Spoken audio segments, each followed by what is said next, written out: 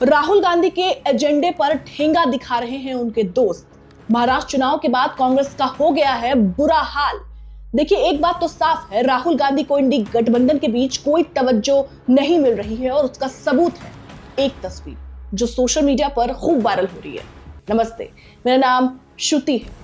ये तस्वीर बहुत कुछ बयां कर रही है। देखिए, राहुल गांधी इस तस्वीर में कितने निराश लग रहे हैं। ऐसा लग रहा है कि राहुल गांधी अब मजबूर हो गए हैं।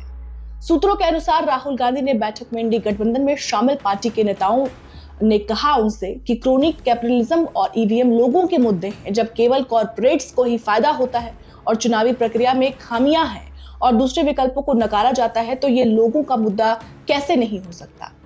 इस बैठक में ममता बनर्जी की पार्टी शामिल नहीं हुई और ये तीसरी बार है जब टीएमसी पार्टी गठबंधन की बैठक में शामिल नहीं हुई। इस बारे में जब पार्टी से सवाल पूछा गया टीएमसी से, तो पार्टी के नेताओं ने कहा कि हम इस बात को लेकर साफ हैं कि हम मोदी सरकार के लोगों के मुद्दों पर चुनौती देना चाहते हैं। टीएमसी के मुताबिक क्रोनी कैपिटलिज्म और ईवीएम जैसे मुद्दे लोगों के साथ नहीं जुड़ते।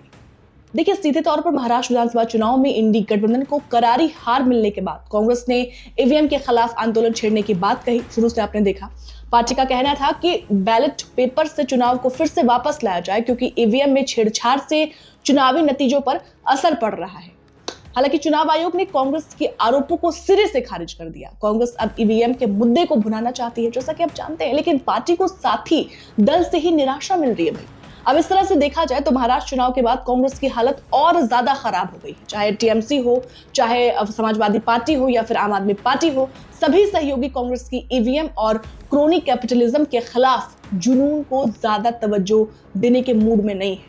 कांग्रेस ने भारत जोड़ो यात्रा की तर्ज पर ईवीएम जगाओ यात्रा की योजना बनाई और इंडी गठबंधन के पार्टियों को इसमें शामिल होने का निमंत्रण दिया, लेकिन उनमें से ज्यादातर ने इसमें दिलचस्पी नहीं दिखाई है, जो हमारे सूत्र बता रहे हैं। जानकारी के अनुसार कुछ लोगों ने यह भी पूछा, जो विपक्ष में नेता है, उन्होंने ये भी पूछा कि क्या ये यात्रा उन राज्यों से होकर गुजरेगी जहां कांग्रेस ने चुनाव जीते हैं।